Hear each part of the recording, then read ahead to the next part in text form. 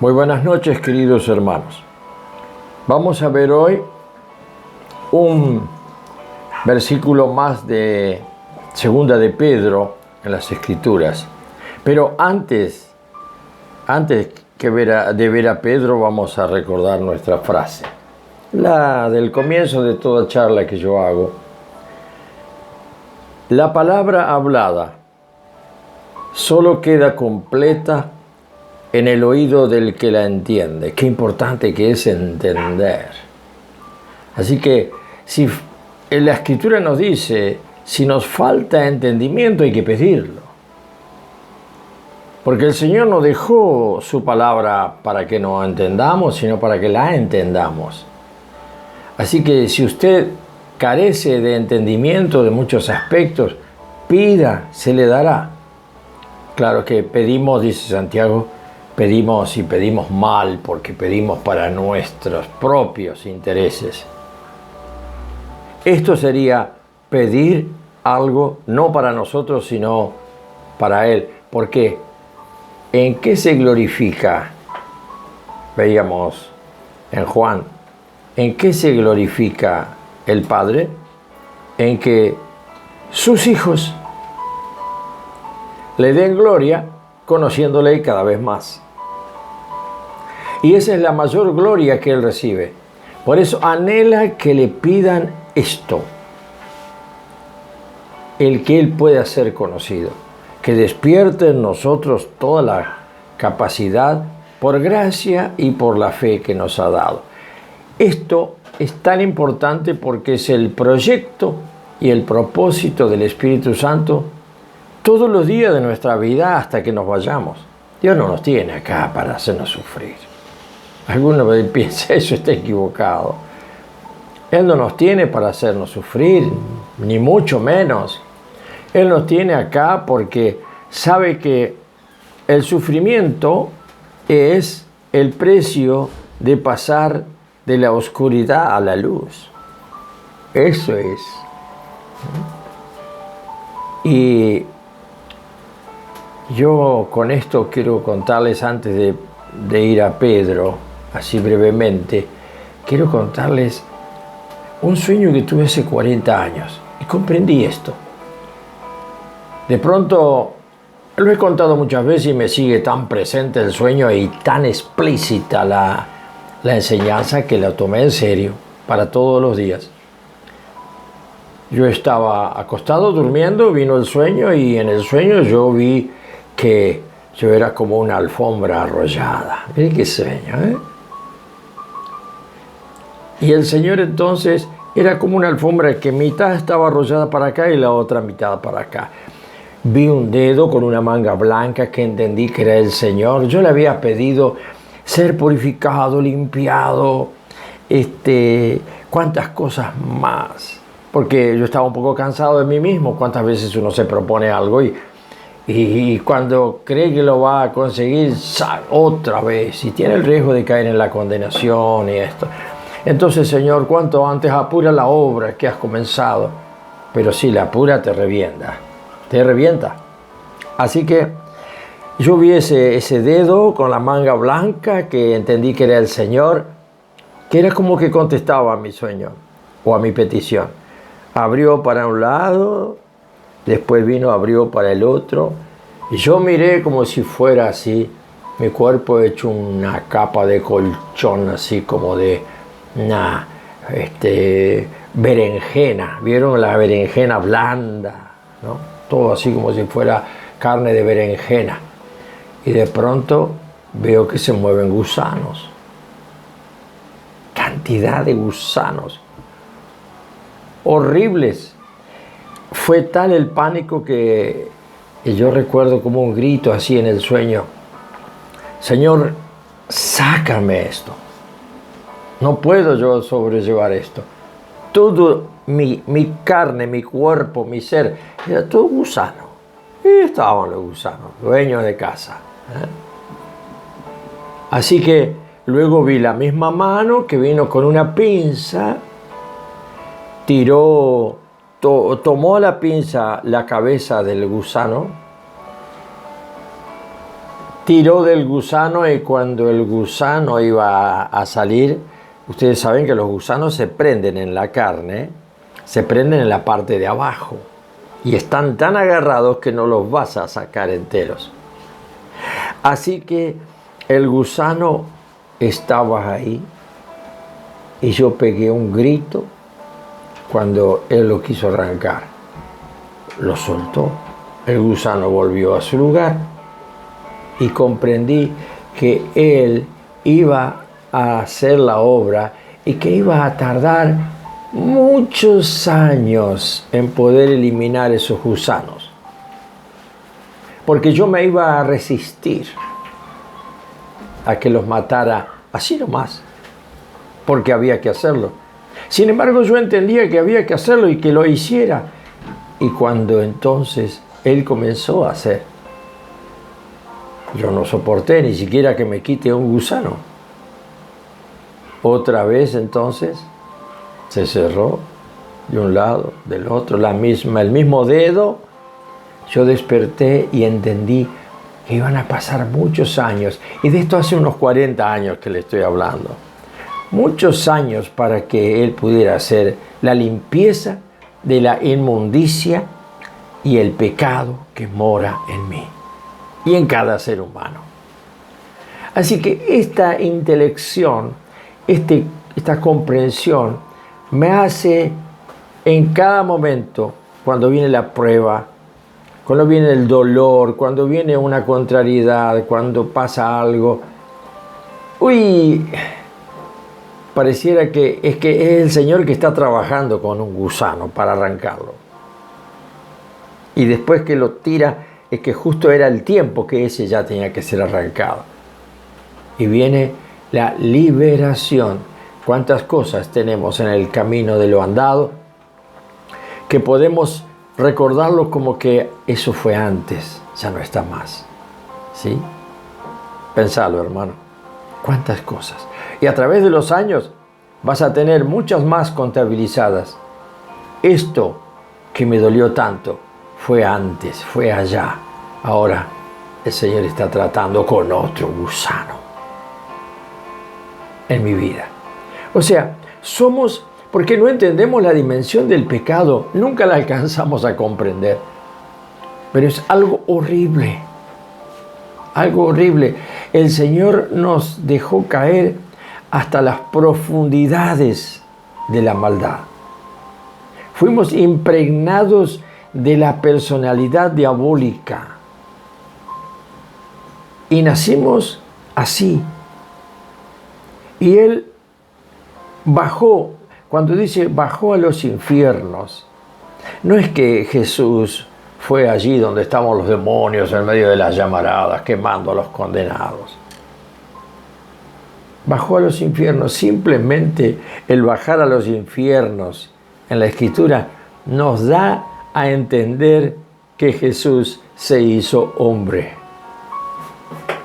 y que asumió el infierno que cada uno lleva como tortura de demonios, como ensañamiento de maldad en nuestra vida. Por eso nos pasa lo que nos pasa y por eso el único refugio es el Señor para nosotros.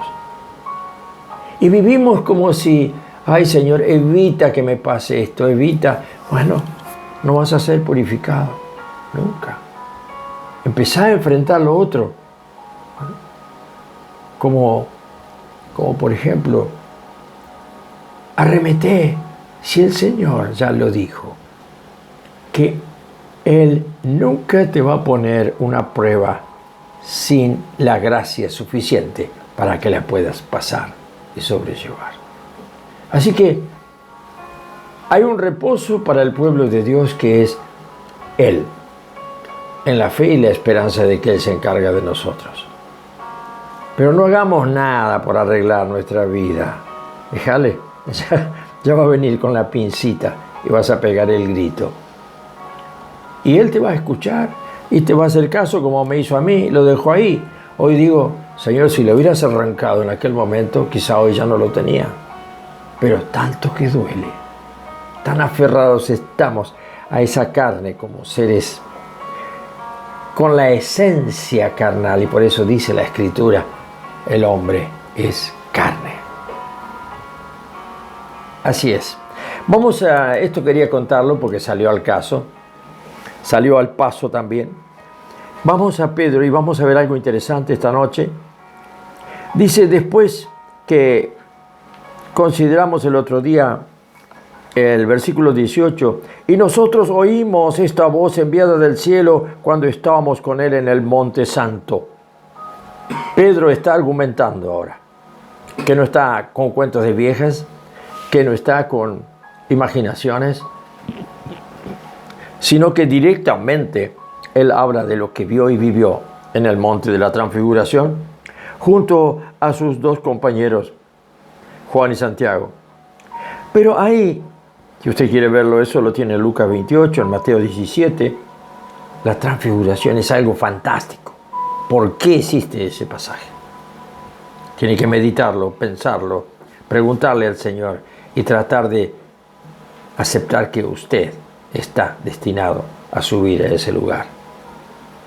Ese es para que lo aprendamos a subir. Tenemos también, versículo 19, tenemos también la palabra profética más segura, a la cual hacéis bien en estar atentos como a una antorcha que alumbra en lugar oscuro, hasta que el día esclarezca y el lucero de la mañana salga en vuestros corazones. Un versículo largo. Es como un poco para detenerse acá. Tenemos también la palabra profética más segura. Se está refiriendo al Antiguo Testamento, que fundamentalmente encierra las palabras proféticas, que es lo más importante del Antiguo Testamento. Y que, empezando por la palabra de todos los que escribió Moisés, que era profeta, y de todos aquellos que el Señor los eligió para profetas, el Espíritu Santo venía, los tomaba, se expresaba a través de ellos y después, chao. Porque eran siervos para poder hacer llegar la profecía al pueblo de Dios. Hoy no pasa así. Cualquiera que tenga autoridad en la palabra está profetizando, porque la palabra de Dios toda es profecía. Porque ¿qué es profecía? Es todo aquello que viene de Dios y la mente no lo puede hacer entrar ni lo comprende. La profecía es algo que se capta, se entiende por fe. Es un regalo del Señor y a veces cometemos error con respecto a la profecía porque creemos que porque el Señor nos habló, ya queremos salir corriendo a cumplirla. Y hay que tener cuidado con esto. El Señor habla, pero a Jesús le preguntaron, ¿cuándo va a ser esto? Y Jesús dijo, los tiempos y las sazones son del Padre. Así que con la profecía tenemos que tener mucho cuidado y saber esperar. Y en el menor momento, en el mejor momento de la vida, uno dice, se está cumpliendo y no me había dado cuenta. En mi vida se está cumpliendo lo que hace años me lo dijo un profeta, un pastor o alguien que me dijo, tengo una palabra para vos, hermano. Y pasan años.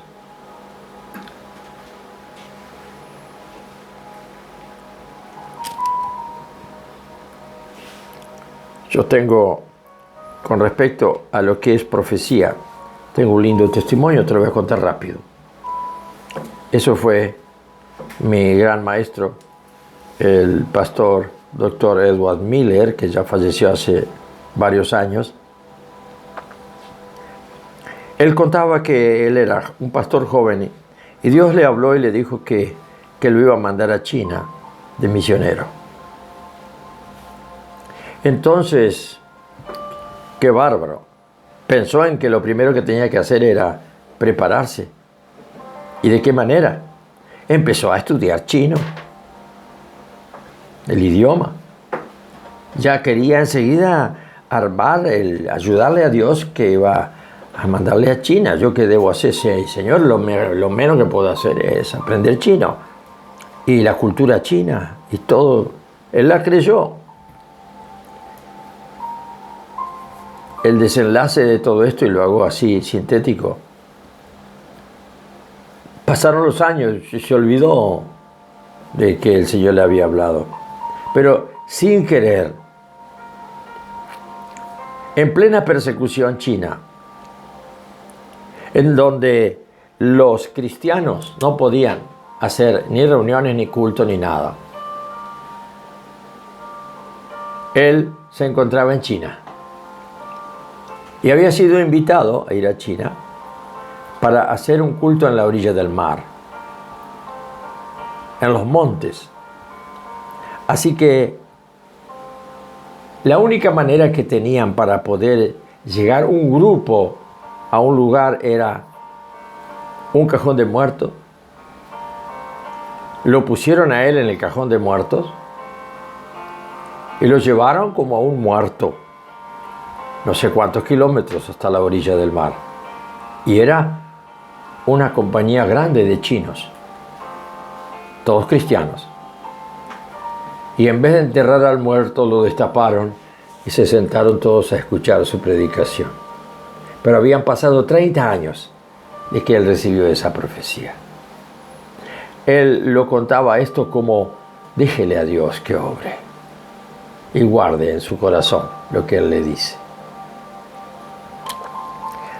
Así que tenemos la profecía, pero se está refiriendo más bien Pedro al Antiguo Testamento. Y dice: hacéis bien en estar atentos como a una antorcha que alumbra en el lugar oscuro hasta que el día esclarezca y el lucero de la mañana salga en vuestros corazones. El lucero es el Señor.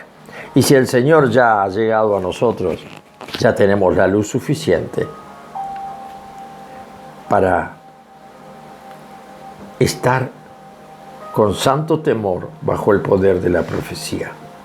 Ahora, trasladando esto a nuestros días y a nuestro tiempo, a veces me hace pensar mucho esto. Qué tontitos que somos los cristianos.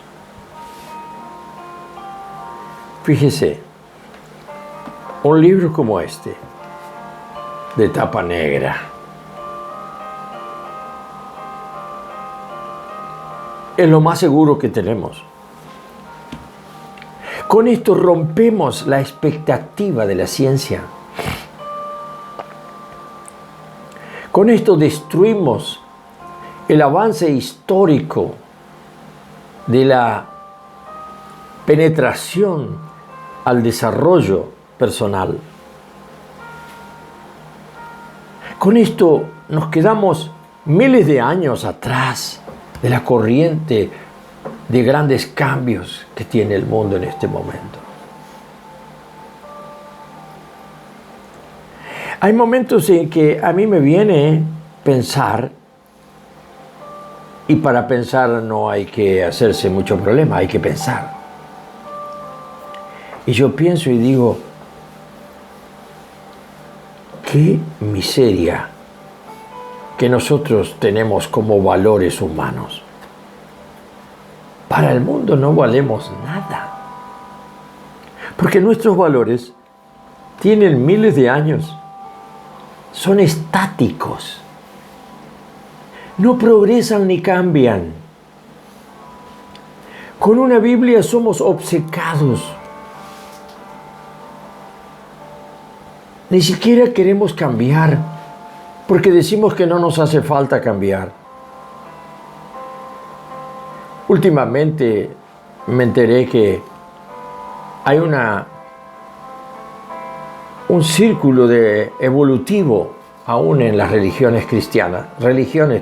Yo no tengo religión cristiana. No pertenezco a ninguna religión ni soy religioso. Yo creo en Jesús y en el Antiguo Testamento, que está en mis manos, y mi religión es el trabajo. Yo trabajo para el Señor, para mis hermanos, para quien sea. Pero no soy religioso. Porque si yo fuera religioso, tendría formatos, tendría liturgia, tendría modos de entender las cosas y hacerlas como si fuera un rito. No tengo ni rito. Tampoco no me interesa nada, porque sé que todo está adentro de la persona y porque todo es espiritual y todo es Dios, porque Él es todo en todo. Así que tu valor no está en que seas alto, bajo, gordo, flaco, pequeño. Tu valor está en lo que llevas dentro. Y cuanto más lo cuidas y cuanto más lo muestras, más vales. Porque el valor está arriba. No temas a los que matan el cuerpo. Más bien, teme a los que matan el alma y te pueden mandar al infierno. Así que todas estas cosas, de alguna manera, estamos tentados los cristianos a obviar estos enfrentamientos con el mundo que va avanzando, pero indeclinablemente al éxito de los logros de la ciencia y la tecnología, en donde ya no hay lugar para Dios, porque ¿para qué lo queremos? Nosotros, ¿sabe qué, mi hermano? Estamos todavía con una Biblia. Casi vergonzoso. Un libro tan antiguo. Pero ¿sabe por qué? Porque este es el libro de Dios. Y lo he contado en algún momento por ahí. Me tocó una vez, creo que lo conté desde acá, me tocó una vez reemplazar a un evangelista allá en Tartagal, Salta, predicando a las varias tribus de indios cristianos que se habían juntado, porque hay un pastor que era cacique. Me invitaron, yo anduve por allá también. Y era difícil predicarle. Había como 2 o 3 tribus de distintos idiomas. Estas famosas que están allá en Salta, límite con Formosa. Y yo dije, ¿cuál sería la presentación de mi mensaje para los indios? Entonces levanté, porque había escuchado algo, levanté la Biblia y dije, queridos hermanos, vengo a hablarles del libro de Dios. Esto que tengo en mis manos es el libro de Dios. Este libro lo escribió Dios. Vengo a traerles una noticia nueva. ¿Qué es lo que Dios dice? Y ustedes no saben cómo aprendió. Toqué un tema, el tema del perdón. Los indios, las indias se abrazaban, lloraban, porque venía de Dios. El mundo rechaza a Dios y por eso rechaza nuestra Biblia. Y a veces nosotros mismos miramos nuestra Biblia y no hay figuritas para recrearse. No hay fotografías. Hasta les digo lo que se me pasó por la imaginación un día. Voy a buscar una vieja Biblia que tengo, que es un libraco grande así, con tapas duras. Una Biblia para niños con dibujitos en colores. Porque dije, por ahí está escondido algo que todavía no llegué a comprender bien. Porque Jesús dijo, háganse como niños para entrar en el reino. Y yo tenía esto, ¿no? Que como es para los niños, yo no, que voy a abrir una Biblia con dibujitos, todos los dibujitos, el burrito, con José y María que van a Egipto, y después lo otro, y después lo otro, y lo demás allá. Y saben que me sentí tan bien con esa Biblia. Decía lo mismo que esta tapa negra. Pero el que cambió no fue la Biblia lo que cambió. Cambié yo con respecto a lo que decía. Me pude agarrar a una Biblia para niños y sentirme que yo era uno de esos niños. Y no hace muchos años de eso. Después se la di para que la usen, justamente para enseñar a los niños en las escuelitas, no sé a quién se la di. Fíjense ustedes, el mundo,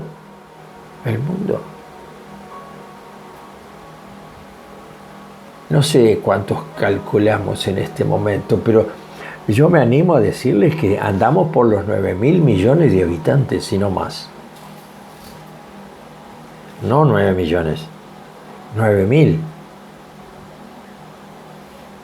No 40, no 200, no 300 como Brasil, creo que tiene como 300. 9.000 millones de seres humanos, si es que no me quedo corto, porque es una estadística que tiene que haber aumentado actualmente. ¿Cuántos son los que van con los que mueren por día? Y está calculado más o menos unos 600.000 cada 24 horas. ¿A dónde van? ¿Qué quieres que te diga? No sé. Pero de acuerdo a lo que se sabe, creo que podría decirte que contando las iglesias de todo el mundo y aún con las ratas escondidas que puede haber, que por ahí las contamos como cristianos también, y habrá unos entre 2.500 a 3.000 millones de cristianos globalmente. ¿Y el resto? Los 6.000 millones de seres humanos, de los cuales mueren, incluyendo a todos, mueren 600.000 cada 24 horas. Y deben estar naciendo 700.000 cada 24 horas. ¿Por qué? ¿Cuál es el problema mundial en este momento? Con nuestra palabra más segura, la que estamos esperando, cuando salga el lucero de la mañana para nuestra vida, que florezca el Señor y seamos luz para el mundo, no al final de su venida, ¿cuánto antes? En la medida en que maduremos, seremos luz al mundo. Pero mientras el mundo está en tinieblas, ¿quién les llevará la luz? Y me hizo acordar a la canción de Marcos Witt. Estamos llamados a algo grande, hermanos, y tenemos la profecía más segura. Tenemos una Biblia de miles de años, Antiguo Testamento, y 2.000 años el Nuevo Testamento. Hablamos con números gruesos. Y la ciencia nos mira de cerca y de lejos. Pobrecitos, se han quedado en el tiempo. No avanzan. No se integran. ¿Cómo vamos a terminar? Perseguidos. Porque nadie podrá quedar como se le antoje.